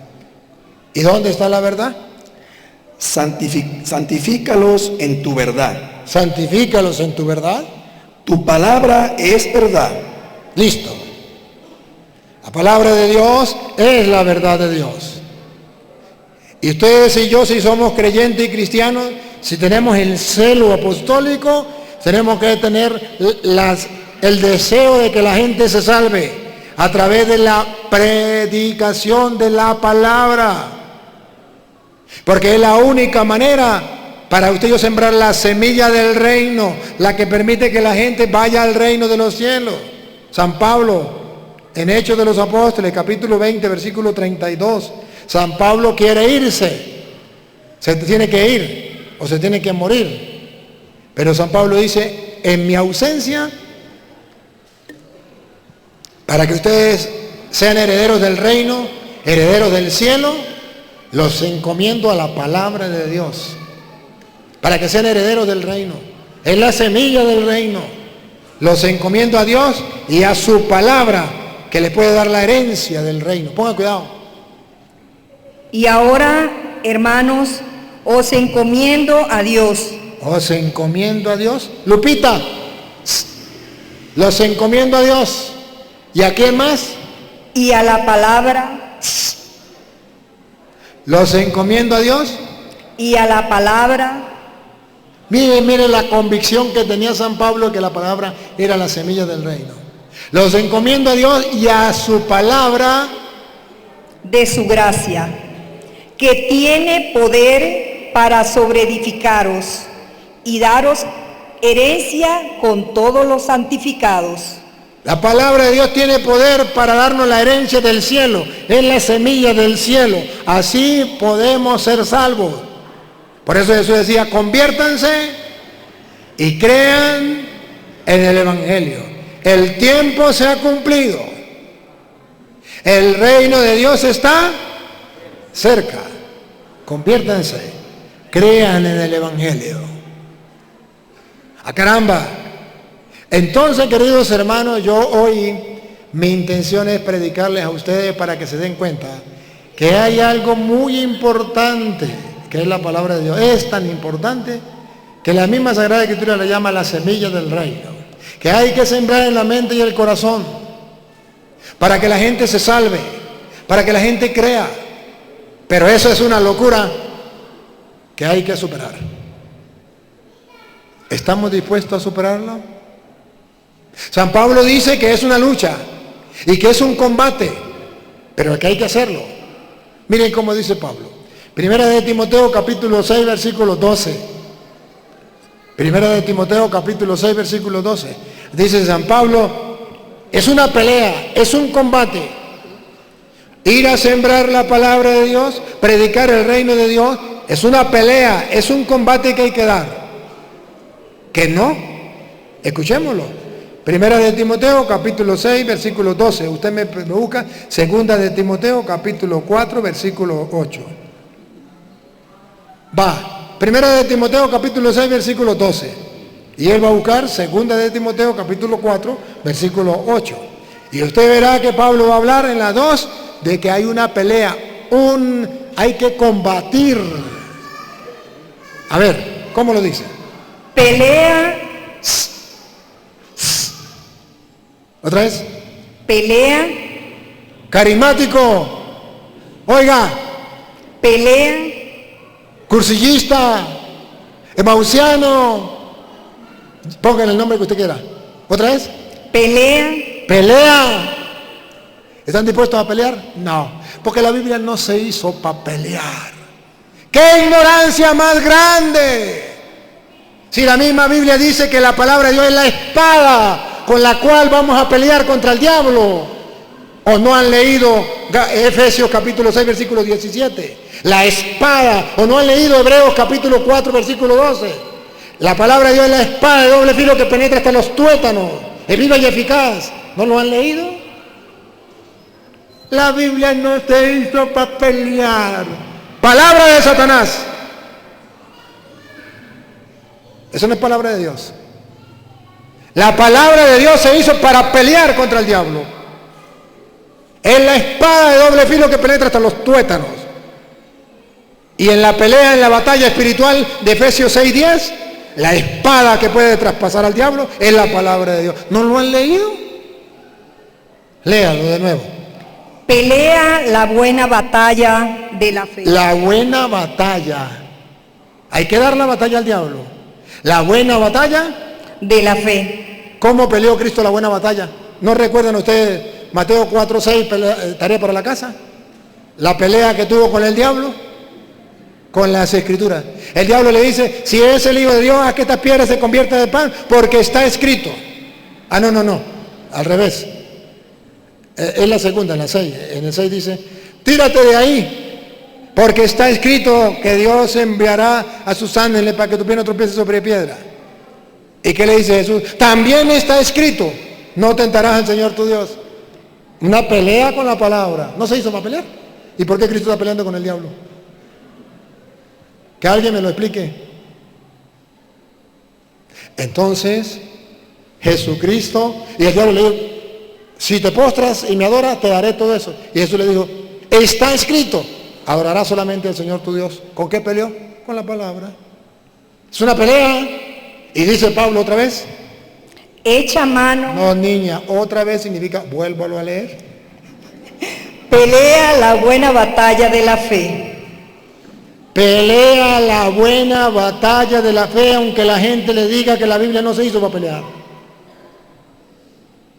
Echa mano de la vida eterna. Piensa en la vida eterna, porque con la palabra de Dios puedes tener la vida eterna y puede hacer que la gente se gane la vida eterna. Como dice usted allá en 2 de Timoteo 4, el 8, ¿qué dice? Por lo demás, me está guardando. El 7. ¿El qué? El 7. He peleado la buena batalla. Ajá, 4, 7, entonces, léalo desde el 7. He peleado la buena batalla. Dice Pablo, pelea. Siga mi ejemplo. He peleado la buena batalla. He acabado la carrera. He acabado la carrera. He guardado la fe. He guardado la fe. ¿Para qué vamos a pelear? Para guardarla, para defenderla, y lo vamos a pelear con la palabra de Dios. Porque tenemos que defenderla. ¿Es que no está escrito? Entonces, ¿por qué Tito capítulo 1, versículo 9, le dice a los obispos cómo es que tienen que hacer para ser obispos? Y a los seminaristas, y a los diáconos, y a los presbíteros. ¿Cómo es que tiene que ser? Tito, capítulo 1, versículo 9. Retenedor de la palabra fiel. Para ser obispo, para ser cura, para ser seminarista, para ser un auténtico cristiano, tiene que ser Retenedor. retenedor, que retenga, que mantenga en su cabeza guardado. De la palabra fiel. Debe retener en la cabeza la palabra fiel, no cambiarla, no adulterada, no falsificada como lo hacen los evangélicos. Tal como ha sido enseñada. Como se ha sido enseñada desde los apóstoles. Para que también pueda exhortar con sana enseñanza y convencer a los que contradicen. Para enseñar a los que no saben y convencer a quienes la contradicen. ¿Y qué nombre le pondremos? Matarirererón. Le pondremos, como es contradecir, se llama protestar. Le pondremos protestante, matarirererón. Ese nombre no me gusta, matarirererón. Le pondremos evangélico con H, con K y con Z al final. Matarirererón. Ese nombre sí me gusta, matarirererón. Evangélicos. Para poder, ahí se me olvidó cómo es. Convencer, miren lo que hay que hacer. Hay que convencer a los que contradicen. ¿Será que los católicos están dispuestos a convencer a los evangélicos que nos contradicen? Mentiras. Hasta los curas dicen que eso no se puede hacer, pero la Biblia lo manda. Hay que convencer, ¿otra vez? ¿Convencer? Convencer a los que contradicen. Hay que convencerlos con la palabra de Dios. Porque hay aún muchos contumaces, habladores de vanidades y engañadores. Evangélicos engañadores. Mayormente los de la circuncisión. No solamente los de la circuncisión, mayormente. Hay otros. Escuche, ¿qué hay que hacer con ellos? ¿Qué hay que hacer con ellos? A los cuales es preciso tapar la boca. ¿Qué hay que hacer con los evangélicos? Tapar la boca. Hay que taparle la boca. ¿Qué es lo que yo hago? ¿Pelear con los evangélicos? No. Taparle la boca. ¿Cómo le tapo la boca? Es verdad que hay que confesarse con un hombre, hay que confesar directamente con Dios y no en la pata de... Ay, se me olvidó cómo es. Hay que confesarse directamente con Dios o en la pata de un palo. Y dice el evangélico, sí, la Biblia dice, yo les tapo la boca. Deme el capítulo y el versículo. Y yo les muestro que no, que hay que confesarse con un hombre. Les tapo la boca cuando les muestro en la Biblia donde dice que tiene que confesarse con un hombre. Les tapo la boca. Que la Biblia dice que no podemos tener imágenes, le tapo la boca. La Biblia dice que María tuvo más hijos, le tapo la boca. Que el Papa es la bestia, le tapo la boca. Que la Iglesia Católica es la gran prostituta, le tapo la boca. Eso está escrito. Con la Biblia hay que taparles la boca. Si no estuviera escrito, ustedes tendrían razón de ponerse bravo conmigo y yo estaría pecando si lo hago. Pero está escrito. Tengo que hacerlo. Hay que taparles, repítalo. Taparle la boca. A los cuales hay que taparles la boca, algo así. A los cuales es preciso tapar la boca. Ajá. Que transforman casas enteras. ¿Ustedes no han visto que engañan casas, familias enteras? Hasta su familia. Usted que es carismático o emausiano, tiene alguno de la familia que se metió en evangélico. Usted que es cura o obispo, tiene algún familiar que es evangélico. ¿O no? Enseñando por ganancia deshonesta lo que no conviene. Enseñando por el diezmo lo que no conviene. Pase al versículo 13. Este testimonio es verdadero. Es verdadero. Por tanto, repréndelos duramente. ¿Cómo hay que reprenderlos? ¿Otra vez? Repréndelos duramente. ¿Cómo hay que reprenderlos? Ay, que el Padre Toro es muy duro. Le falta caridad. No tiene tolerancia. ¿Cómo hay que reprenderlos? Duramente. Léalo. Por tanto, repréndelos duramente. ¿Para qué? Para que sean sanos en la fe. Para que sanen la fe. Para que no engañen a la gente en la fe.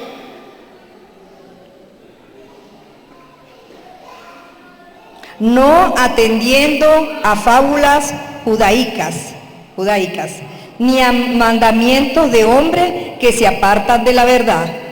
Y no sigan los cuentos de hombres que se apartan de la verdad. Ahora, ¿se acuerdan para qué era la predicación? ¿Por qué quiso Dios dejar la predicación? Para salvar.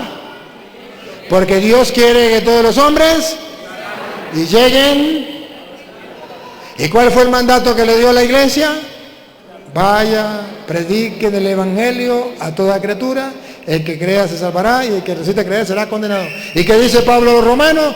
Yo no me avergüenzo del evangelio, que es poder de Dios y salvación para el que cree. ¿Y qué dice Pablo en los Hechos de los Apóstoles? Les encomiendo a Dios y a la palabra que tiene el poder para darles en herencia el reino de los cielos. Ahora pregunto, ¿será que el diablo está interesado en ese plan de salvación de Dios? ¿Será que el diablo quiere que ustedes y yo leamos la Biblia? ¿Será que el diablo quiere que prediquemos la Biblia? No, porque recuerden que el diablo es el enemigo de Dios. Si Dios quiere que se predique la palabra para que la gente crea y se salve, ¿cuál es la voluntad del diablo? Díganlo. A ver, no me entendieron. Voy a hablarles suave y despacio. Si el deseo y el plan de Dios es que todos leamos la palabra de Dios y la prediquemos para que todos los hombres se salven, ¿cuál es el plan del diablo? Que no la leamos, que no la prediquemos para que la gente no se... ¿Sí o no? Voy a hacerles un examen. ¿Usted está haciendo la voluntad de Dios o la del diablo? ¿Cuál es la voluntad de Dios? Que se predique la palabra de Dios para que todos se salven. ¿Cuál es la voluntad del diablo? ¿Usted predica la palabra de Dios? No me diga para quién está trabajando. Pero esto no es un juego. Esto es una realidad, porque está escrito. Y primero fallará el sol, la luna y las estrellas antes de que falle la palabra de Dios. Entonces, ¿qué está pasando con los católicos que no leen la Biblia y no predican la palabra de Dios? El diablo los tiene en un letargo profundo, en una densa oscuridad donde están dormidos. Por eso cuando la semilla, usted tarea para la casa, Mateo capítulo 13, versículo 14 en adelante, donde habla de la semilla del reino y dice, ¿no sembraste trigo? ¿Cómo es que sembró? ¿Cómo es que ahora hay cizaña? ¿Y qué dijo el Señor? Eso lo hizo un enemigo. Mientras los trabajadores del reino dormían. ¿Y quiénes son los trabajadores del reino que están dormidos? Los curas, los obispos y los laicos que no leen la palabra de Dios y que no predican la palabra de Dios. Los tiene el diablo con un letargo, con un sueño profundo, tan profundo que piensan que lo están haciendo bien. Conformes. ¿Cuántos obispos conformes? ¿Cuántos curas conformes? Lo estoy haciendo bien. Celebro misa, bautizo, hago confirmaciones y ya basta. ¿Lo está haciendo bien? ¿Lo está haciendo bien? ¿Seguro que lo está haciendo bien?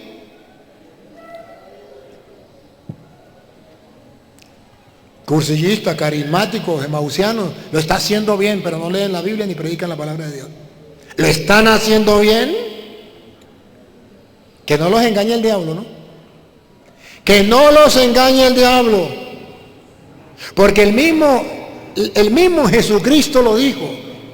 Allá, en San Lucas capítulo 8, versículo 12. Pero recordamos el 11. ¿Se acuerdan qué decía el 11? La semilla del reino es la palabra de Dios. Salió el sembrador a sembrar. Una semilla cayó a lo largo del camino, otra entre espinos, otra entre brojo, otra en tierra buena. Señor, ¿y cuál es la semilla? La semilla es la palabra del rey, la semilla es la palabra de Dios. ¿Y por qué hay gente que no la lee? Y Jesucristo dijo, ¿por qué hay gente que no la lee? ¿Y por qué hay gente que no la predica? Jesucristo dijo, ¿por qué hay gente que no la predica? ¿Quieren escucharlo? A ver, San Lucas capítulo 8, versículo 11. Lupita. Esta es pues la parábola. La semilla es la palabra de Dios. ¿Estamos claros? Respiren profundo. Ahora quieren saber por qué ustedes no la leen y por qué no la predican. Prendo la lupa grande para que lo vean. Pongan la lupa, háganle zoom. ¿Por qué los católicos no están leyendo la Biblia? Comenzando por los obispos, curas, diáconos, seminaristas, religiosas. ¿Por qué no? Escuchen. Y los de junto al camino. Y los de junto al camino. Son los que oyen. Y luego viene el diablo. Ahí aparece. ¿Cuál es el plan de Dios? Que se predique el evangelio para que toda criatura crea y se salve. Y la semilla del reino es la palabra de Dios que se siembra. Pero luego viene el diablo y quita de su corazón la palabra. ¿Qué viene a hacer el diablo? Que usted no lea la palabra. Que usted no predique la palabra. Porque si el plan de Dios es que predique la palabra para que la gente se salve, el plan del diablo es que no se lea la palabra, que no se predique la palabra de Dios. ¿Para qué? ¿Para qué el diablo le roba la palabra? Otra vez, el diablo le roba la palabra. Y luego viene el diablo y le quita de su corazón la palabra. ¿Para qué le quita el diablo la palabra? El amor a la palabra, la fe a la palabra. ¿Para qué? Para que no crean. Para que no crean. Contrario a Jesucristo que decía, prediquen la palabra, el que crea se salvará. El diablo es al contrario. Le roba la palabra para que no crean y se salven. ¡Qué bárbaro! El diablo le ha robado a los obispos la palabra para que no crean, para que no prediquen la palabra y se salven y la gente no se salve. El diablo le ha dicho a los curas que no lean la palabra y no prediquen la palabra para que la gente no crea ni se salve. El diablo le ha dicho a los carismáticos, a los mausianos y a los grupos de apostolado y a los catequistas que no lean la palabra y que no le prediquen a los niños y a la gente la palabra para que la gente no crea ni se salve. ¿A quién están trabajando? ¿Para quién están sirviendo? ¿Cuál es el plan que ustedes buscan realizar? ¿El proyecto de quién? ¿De Dios o del diablo? Cuidado, no le vaya a pasar lo que le pasó a aquella gente que el borrachito se montó en un transporte y agarró, se paró en la mitad y dijo, aquí para allá todos son unos ladrones y de aquí para allá todos son unos homosexuales. Y se paró uno que estaba allí y dijo, un momentico, yo no soy ningún ladrón. Le dijo, muy bien, pase para allá. Señor cura, yo no soy ningún instrumento del diablo. Yo no soy ningún trabajador del diablo. Muy bien, pase para allá. Comience a leer la Biblia y a predicarla. Ah, eso sí no, entonces quédese ahí. Pero tiene que estar en uno de los dos bandos. ¿Que no está en la Biblia? Sí está. Pero todavía no hemos quitado lo que Jesucristo le quitó, el velo para que pudieran, para abrirles el entendimiento y que puedan creer en la palabra. Y el diablo les ha tapado el entendimiento. Se lo dijo Pablo a los Corintios, 2 de Corintios, capítulo 4, versículo 4. El diablo les ha tapado el entendimiento para que no vean el resplandor del Evangelio de Cristo. 2 de Corintios, capítulo 4, versículo 4. ¿Que no está en la Biblia?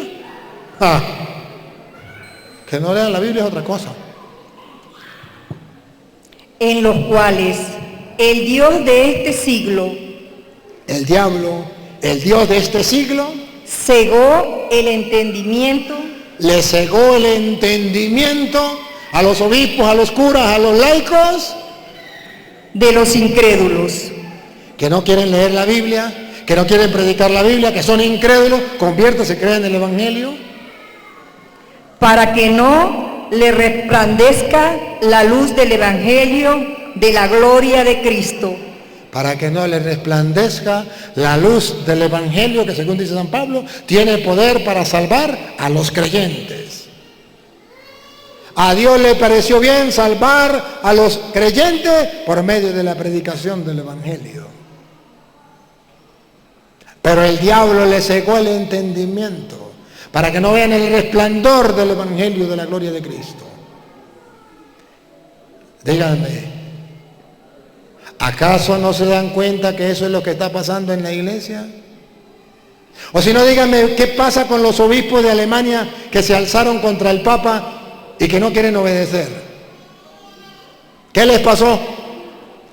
Estudiaron filosofía y estudiaron teología, pero no leyeron la palabra de Dios, no tuvieron tiempo para eso. O díganme cualquier obispo, cualquier cura que estoy diciendo mentiras. Que me lo diga cualquiera. El problema de los obispos de Alemania y de Estados Unidos y de todas partes del mundo que están en contra del Papa y en contra de la Iglesia pidiendo que se cambie la Biblia, que se case hombres con hombres, mujeres con mujeres, que quieren el aborto y que quieren otras cosas más. ¿Qué les pasó? Estudiaron filosofía, estudiaron teología, pero no estudiaron la Biblia, no se les abrió el entendimiento. El diablo les robó la palabra para que no crean ni se salven. Si eso pasa con un obispo, no va a pasar con un cura. No va a pasar con un laico. Esa es la enfermedad, y que lo sepa el mundo entero, que está sufriendo la iglesia de hoy. Ausencia de la palabra de Dios. Sabemos la enfermedad. ¿Por qué no le ponemos remedio? Jesucristo, cuando vio la enfermedad, ¿se acuerdan cuál fue? ¿Cómo fue la palabra? y tardos de corazón. ¿Cómo fue la primera? Sí. Qué insensatos y tardos de corazón para creer lo que dicen las Escrituras. Díganme si no es lo mismo que está pasando hoy día. Lo mismito. Tardos de corazón, insensatos. Son obispos, son curas y merecen respeto. Como respeto merecían los discípulos de Maús, pero Jesús se lo cantó, insensatos y tardos de corazón para creer lo que dicen las Escrituras.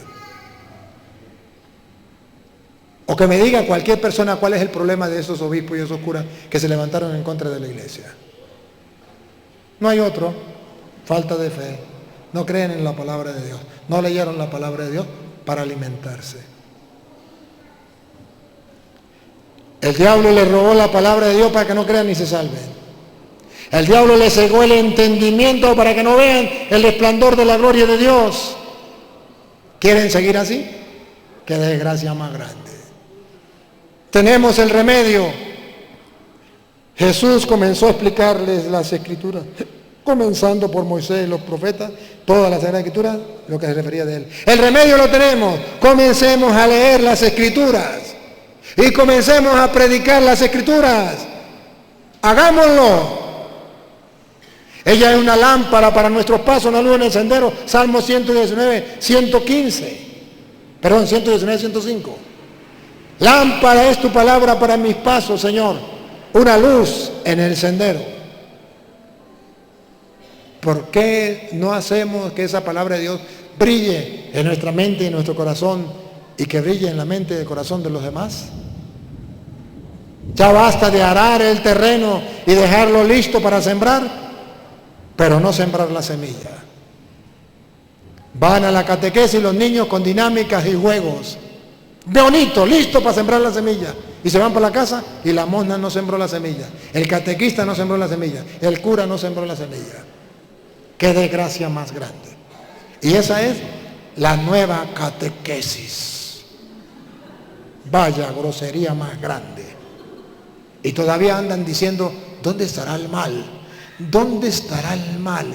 Inventan una cosa, inventan otra y todavía no logran saber dónde está el mal. Es como el cura que va en la procesión con el Santísimo y la señora le dice, Padre,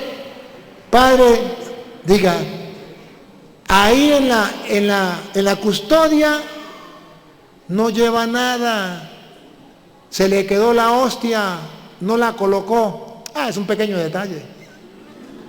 Andaba en la procesión con el Santísimo el día del cuerpo y la sangre de Cristo. Y la viejita le dice, se le quedó la hostia, padre. Un pequeño detalle.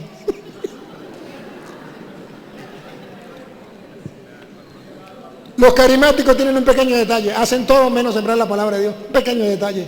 Se les quedó la palabra de Dios, la semilla del reino. Los seminaristas, todo. En el seminario todo, menos la palabra de Dios. Un pequeño detalle. Los emausianos, ahorita hay un boom con los emausianos, convierten gente emocionada acá, y ¡pum! Y después dice la gente, ¿y qué? ¿Y de aquí para allá? No, pues, dinámicas, encuentros, juegos, comelonas. ¿Y la palabra de Dios? ¿Eso para qué es? ¿Eso para qué sirve? Eso es muy aburrido. Eso no se entiende. Caramba, queridos hermanos, creo que llegó la hora de ver con claridad lo que Dios quiere. Vayan y prediquen el Evangelio a toda criatura. El que crea se salvará. El que resista creer será condenado. Termino. Juan 8:51. De cierto os digo. ¿Lo traduzco al castellano? No estoy jugando, les estoy hablando en serio. Otra vez. De cierto os digo. ¿Se lo traduzco en castellano? No estoy jugando, les estoy hablando en serio. Otra vez. De cierto os digo. De cierto os digo. Habla, Señor, que tu siervo escucha. Siga. Que el que guarda mi palabra Que el que guarda la palabra y no se la deja robar del diablo, no se la deja robar de los evangélicos, no se la deja robar del mundo, ¿qué pasa? Nunca verá la muerte.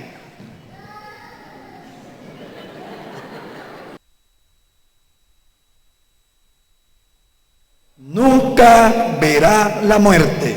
Oferta, oferta. ¿Quién da más? ¿Quién da más? El que guarda mi palabra nunca verá la muerte. Y como dice que me faltan 4 minutos, en 4 minutos me queda Mateo 7, 21 al 26. Mateo 7, 21 al 26. Con esta termino y se acaban los 4 minutos que me quedan. Escúchenlo. No todo el que me dice, Señor, Señor, entrará en el reino de los cielos. Pilas, pilas, carismáticos, cursillistas, emausianos, grupos de apostolados, catequistas, curas, monjas, obispos, seminaristas. Sino el que hace la voluntad de mi Padre que está en los cielos. Miren cómo nos conformamos a veces con los dones que Dios nos ha dado. Pongan cuidado. Sino el que hace la voluntad de mi Padre que está en los cielos. Siga, niña, siga. Miren cómo a veces nos conformamos con los dones que Dios nos ha dado y nos olvidamos de cumplir lo que Dios manda.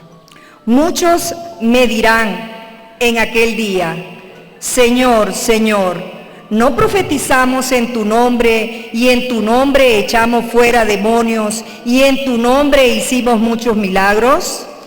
Y entonces le declararé, nunca os conocí, apartaos de mí, hacedores de maldad. Si no se cumple la palabra de Dios, apártense de mí. Muy carismático, muy emausiano, muy cura, muy obispo, apártense de mí, nunca los conocí. Escuche lo que viene el 24. Cualquiera, pues, que me oye estas palabras y las hace, le compararé a un hombre prudente que edificó su casa sobre la roca. Descendió la lluvia y vinieron ríos y soplaron vientos y golpearon contra aquella casa y no cayó porque estaba fundada sobre la roca. El hombre inteligente es el que escucha la palabra de Dios y la pone en práctica. Es como construir sobre roca. El que no escucha la palabra de Dios no la pone en práctica, que se hace loco y dice que eso no vale la pena. Pero cualquiera, llámese obispo, llámese cura, llámese carismático, emausiano, monja, seminarista, diácono, a mí que me importa, cualquiera. Otra vez. Pero cualquiera. ¿Claro? Otra vez. Pero cualquiera. A mí que me importa quién sea. Otra vez. Pero cualquiera que me oye estas palabras y no las hace, ¿a quién se parece? ¿Con quién lo compararé? le compararé a un hombre insensato, Insensatos, incesos, que edificó su casa sobre la arena, y descendió lluvia, y vinieron ríos, y soplaron vientos, y dieron con ímpetu contra aquella casa, y cayó, y fue grande su ruina. El día en que se muera, será grande Su ruina. el día en que se muera, Será grande su ruina. el día en que se muera siendo obispo, Será grande su ruina. aunque sea cura, Será grande su ruina. aunque sea seminarista, Será grande su ruina. aunque sea mausiano, Será grande su ruina. aunque sea carismático. Será grande su ruina. He dicho caso cerrado, que no se hable más.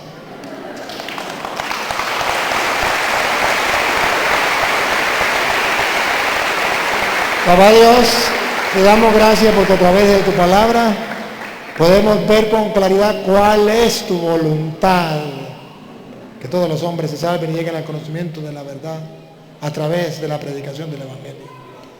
Y también podemos ver cuál es el trabajo del diablo, que la gente no lea la palabra, ni crea en la palabra, ni prediquen la palabra para que no se salven, ni crean. Ayúdanos a nosotros a cumplir no la voluntad del diablo, sino tu santa voluntad. Que no seamos sordos a tu voz. Y a ti, Dios, que quiere que todos los hombres se salven y lleguen al conocimiento de la verdad, a ti sea la gloria, el honor, el poder, la adoración por los siglos de los siglos. Amén. Antes de terminar,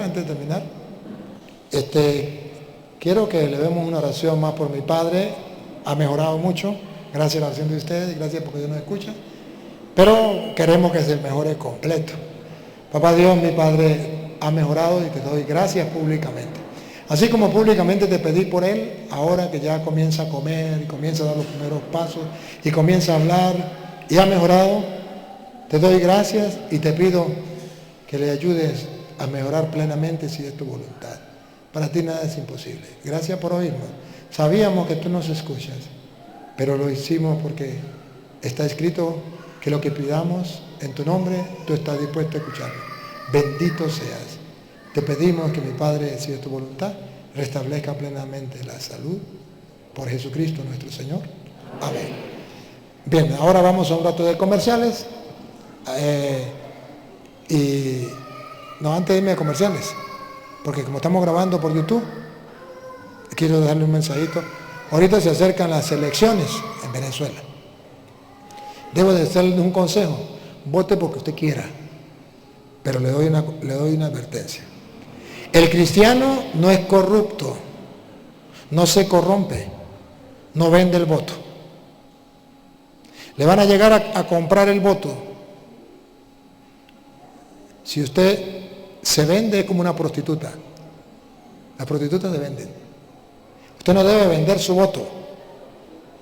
Usted debe, como inteligente que es, como cristiano que es, ver qué le agrada a Dios más, esto o aquello. Listo. ¿Quién está haciendo? Si están haciendo la voluntad de Dios y están actuando conforme al querer de Dios y usted está muy contento, vote por el gobierno. Y si no está contento, vote por el otro, vote por lo que usted quiera. Pero si alguien llega a comprarle su voto, sepa que ese es un corrupto, que está comprando para poder destruir cada día más al país. Y eso no lo hace un cristiano. Y si usted lo hace, está cometiendo un pecado. Vote en la conciencia. La conciencia le va a decir, ustedes no son ciegos. Y yo no le puedo decir, vote por esto, por este. No. Eso es cuestión de ustedes. Lo que sí le puedo decir, como cristianos, tienen que buscar no el bien suyo, sino el bien de todos. Y no hay peor ciego que el que no quiere